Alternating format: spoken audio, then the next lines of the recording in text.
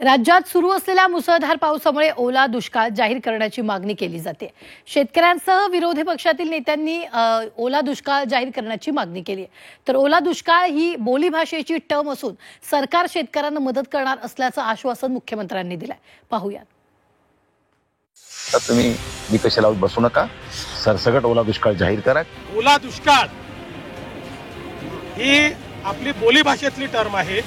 मराठवाडा शेतीच्या दृष्टीने पूर्णपणे उद्ध्वस्त झालेला आहे। हे या सरकारच्या लक्षात आलंय का?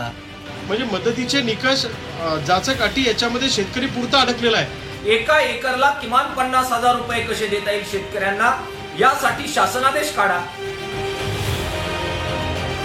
राज्यात मागील 2 ते 3 दिवसांपासून सुरू असलेल्या मुसळधार पावसानं शेतकऱ्यांच्या हातातोंडाशी आलेला घास हिरावून घेतलाय। एवढंच नव्हे तर नद्या नाल्यांना आलेल्या पुरामुळे घराचं देखील मोठं नुकसान झालं। त्यामुळे शेतकरी आता सरकारकडे मदतीची मागणी करतोय।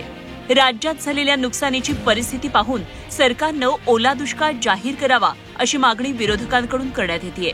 दरम्यान यावर मुख्यमंत्री देवेंद्र फडणवीसांनी देखील भाष्य केलंय। शासनाला विनंती करणार आहे की बाबा आता तुम्ही निकष लावत बसू नका, सरसकट ओला दुष्काळ जाहीर करा। कारण महाराष्ट्रात आता कुठेही अशी परिस्थिती राहिलेली नाही की जिथे पाणी झालं नाही। आपण बघितलं की भारतभर पंजाब गिंजाब उत्तराखंड ही परिस्थिती आपण बघितली, त्याच्यासारखी परिस्थिती महाराष्ट्रात उद्भवली आहे। विशेषतः मराठवाड्यामध्ये तर मोठ्या प्रमाणात झाली आहे। अशा परिस्थितीत सरकारनं मायबाप होऊन आता ओला दुष्काळ जाहीर करावा आणि एनडीआरएफचे निकष बदलून शेतकऱ्याला सन्मानजनक अशी मदत सरकारनं करावी।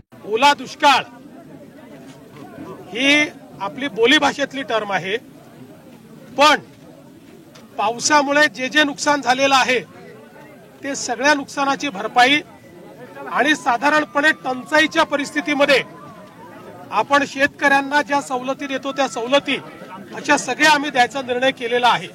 त्याच्यामुळे सगळ्या प्रकारच्या सवलती आम्ही देऊ। मराठवाड्यात झालेल्या मुसळधार पावसामुळे फक्त पिकच पाण्याखाली नव्हे तर जमिनी देखील खरडून गेलेल्या आहेत। त्यामुळे पुढच्या अनेक पिढ्यांचं नुकसान झाल्याचं संजय राऊतांनी म्हटलंय। त्यामुळे या मराठवाड्याला जास्तीत जास्त मदत करण्याचं आवाहन त्यांनी सरकारला केलंय। तर सरकार देखील अतिरिक्त मदत करण्यासाठी तयार असल्याचं अजित पवारांनी म्हटलंय। फक्त पिकं नाही वाहून गेली, शेत माती जमिनी वाहून गेल्या। ज्या मातीमध्ये पीक काढलं जातं ती मातीच उरलेली नाही, ती जमीन उरलेली नाही। त्याच्यामुळे पुढल्या अनेक पिढ्यांचं नुकसान आहे शेतकऱ्यांच्या। मराठवाडा शेतीच्या दृष्टीने पूर्णपणे उद्ध्वस्त झालेला आहे। हे या सरकारच्या लक्षात आलंय का?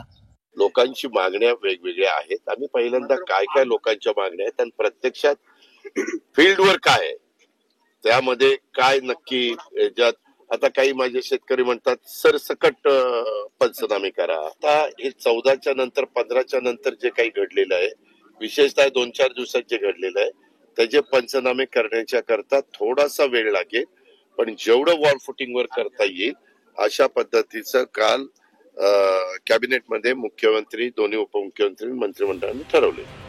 जाचक अटींमध्ये शेतकरी अडकलाय, त्यामुळे शेतकऱ्यांना सरसकट नुकसान भरपाई जाहीर करा अशी मागणी शेतकरी नेते रविकांत तुपकर यांनी केली आहे। तर शेतकऱ्यांना प्रति एकर किमान 50,000 रुपये मदत तसंच श्रमहानी मोबदला म्हणून शेतमजुरांना प्रति कुटुंब तातडीची 25,000 रुपयांची मदत जाहीर करा अशी मागणी अजित नवलेंनी केली आहे। ओला दुष्काळ आतापर्यंत जाहीर व्हायला पाहिजे होता आणि 100% नुकसान भरपाई मिळणं आम्हाला अपेक्षित आहे। यांनी 3 हेक्टरची मर्यादा आता 2 हेक्टरवर केली।